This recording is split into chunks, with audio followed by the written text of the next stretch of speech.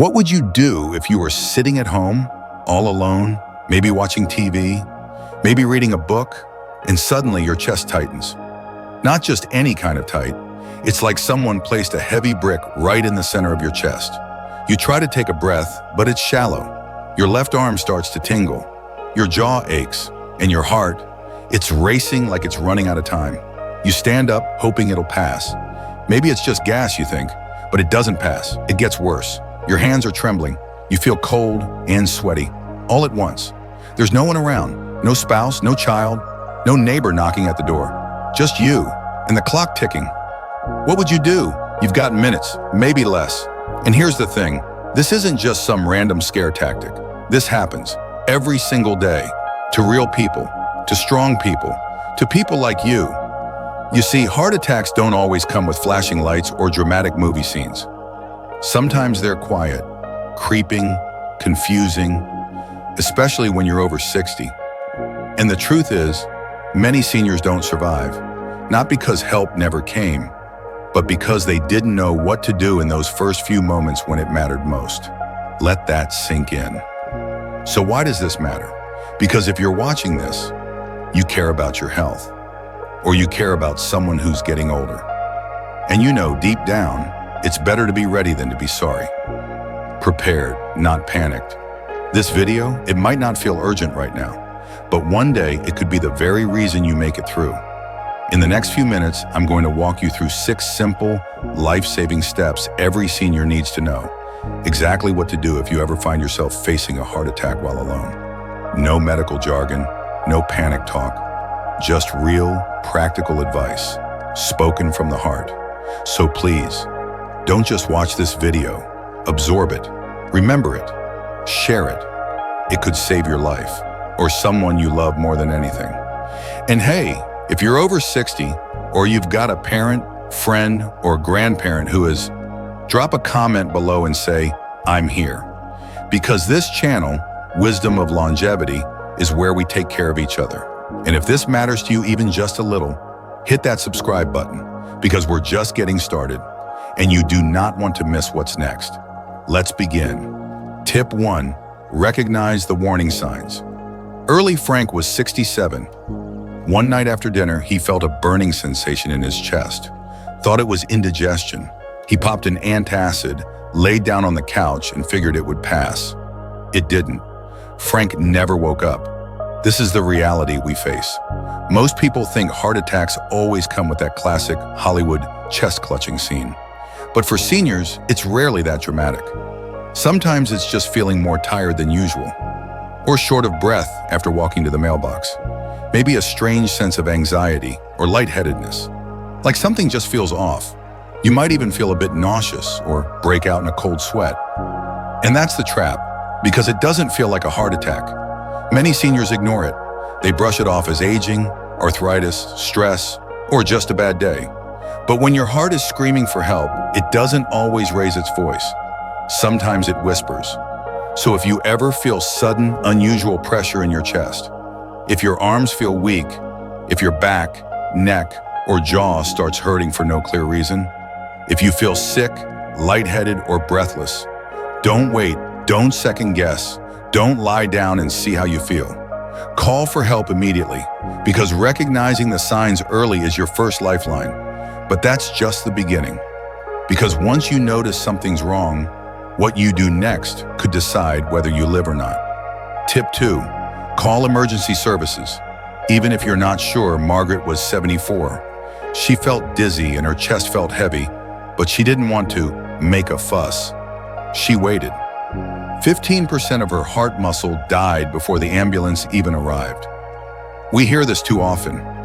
I didn't want to bother anyone. I didn't want to seem dramatic. I figured I'd wait a little longer. But when it comes to your heart, minutes matter. Literally. The longer the delay, the more damage your heart takes, and the lower your chances of full recovery. Emergency responders want you to call. It's their job. It's what they're trained for. They'd rather show up and find out you're okay than show up too late. So keep a list of emergency numbers by your landline. Program 911 or your local emergency line into your mobile phone. Put it in big, easy-to-press buttons on your home screen. And here's the golden rule. When in doubt, call. Call first, explain later. Because even if you don't know for sure, it's better to be safe than silent. Still, help may take time to arrive. So what you do while you wait is just as critical. Tip 3, take an aspirin, chew it. There's a man who swears he's alive today because of one thing, a chewed aspirin. My wife made me carry one in my wallet, he said. When it hit, I remembered. I chewed it up and held on until help came. Why is that so powerful? Because aspirin is a blood thinner. During a heart attack, your arteries can become blocked by clots. Aspirin helps slow the clotting process, keeping blood flowing to your heart. But here's where people get it wrong. They swallow the aspirin. Swallowing takes longer to digest. Chewing gets it into your bloodstream fast. And during a heart attack, every second counts. So keep a 325 mg uncoated aspirin somewhere easy to reach. Next to your bed, in your purse, in your wallet. Chew it. Don't just hold it in your mouth. Chew and swallow with a sip of water if possible. But aspirin alone can't save you. If you lose consciousness, nothing else matters. Tip 4, stay calm and position yourself. Smartly, John panicked. He felt the pressure, the dizziness, the terror. So he laid down on the cold floor thinking it would help. But lying flat restricted his breathing. He passed out before calling anyone. Here's what's happening. When you panic, your adrenaline skyrockets. Your heart beats faster, harder, and uses more oxygen. You're putting even more stress on a heart that's already struggling. And lying flat? That can make it harder to breathe, especially if your lungs are filling with fluid, which is common during heart attacks. So what should you do? Sit up. Prop yourself at a 45-degree angle, on a couch, in a chair, or even against the wall. Loosen any tight clothing, collars, belts, bras, and most importantly, breathe slow, steady, deep. Tell yourself, I am getting help. I am doing what I need to survive. This mindset calms your system, slows your heart rate, and keeps you conscious longer. But you still need to make it easier for help to reach you. Tip 5, unlock your door and stay visible. Doris lived alone. She managed to call for help, but forgot to unlock her door. When paramedics arrived, they had to break it down. Those extra minutes, they mattered. If you're home alone and suspect a heart attack, unlock your door right away. Turn on the lights. Stay near an entrance if you can. Even crawl to the door if you have to. Why? Because if you pass out before help arrives, you still need to be found and reached. You might not be able to shout. You might not even be awake. So make it easy. Better yet, consider installing a smart lock that emergency services can access. Or keep a lockbox with a key outside and give a trusted friend or relative the code. These small changes can shave off critical minutes. Minutes that could be the difference between recovery and tragedy. But the real secret to surviving a heart attack alone doesn't start during the emergency. Tip 6, practice a heart attack survival drill. Alice and her daughter had a deal. Once a month, they'd do a 5-minute heart attack drill. Recognize the signs, grab the aspirin, call for help, unlock the door, over and over until it became second nature. So when it really happened, Alice knew what to do. She didn't freeze, she didn't panic, she survived. Because here's something most people don't realize. You don't rise to the occasion, you fall to your level of preparation. When fear kicks in, your brain doesn't want to think, it wants to react. And if you haven't trained your body to react wisely, it won't. So start today. Once a month, walk through it. Even if it feels silly. Practice recognizing symptoms. Practice calling emergency services. Practice grabbing aspirin, sitting up, unlocking the door. You're training your brain to stay alive under pressure. And that's the difference between surviving and not. Because heart attacks don't schedule themselves. But you can prepare. These 6 tips may seem small, but in the right moment, they can be everything. Let's keep going, because now it's time to talk about what this all really means for you and the people who love you. Thinking about facing something this serious, alone, it's not just frightening, it's deeply human. That tightness in your chest, the panic that rises when no one's there to help, the silence of an empty room while your heart races, it's the kind of fear that keeps you up at night. And if you've ever felt that, you're not weak, you're not overreacting, you're not imagining things. That fear, it's real. Because when we age, the world can feel quieter. Our circles get smaller, our support sometimes less visible. But just because you're alone in the room doesn't mean you have to be unprepared. And that's the shift right there. You're not powerless.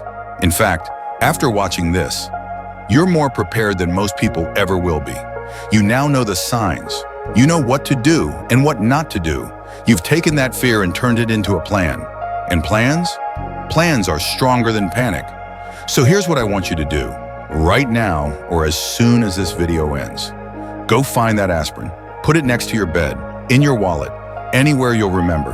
Practice the drill, walk through the steps, out loud if you have to, and maybe most importantly, talk to someone, a friend, a family member, a neighbor. Tell them, hey, I've got a plan.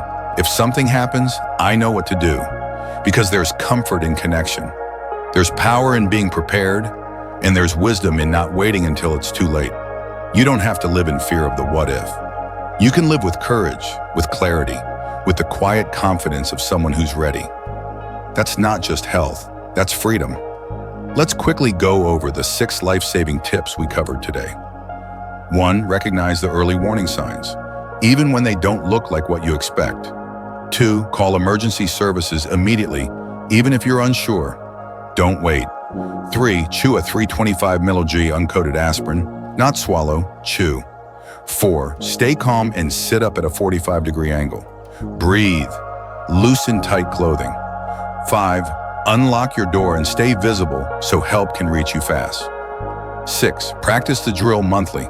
Train your brain to act, not freeze. Now, I want to hear from you. Which of these tips surprised you the most? Have you ever experienced symptoms and ignored them? Or maybe you've lived through a heart scare and want to share what helped? Let's turn the comments into a support circle. Your voice could help someone else survive. And if this video gave you even one tip you didn't know before, go ahead and give it a like. It helps more people see it. It spreads the wisdom. And if you haven't yet, hit that subscribe button. Here at Wisdom of Longevity, we're building a community where age is not a weakness, but a strength, where preparation replaces panic and wisdom saves lives. Thank you so much for spending time with us today. Take care of your heart, take care of your health, and remember, every small step toward awareness is a giant leap toward living longer and better. Stay prepared, stay strong, and above all, stay hopeful. I'll see you in the next video.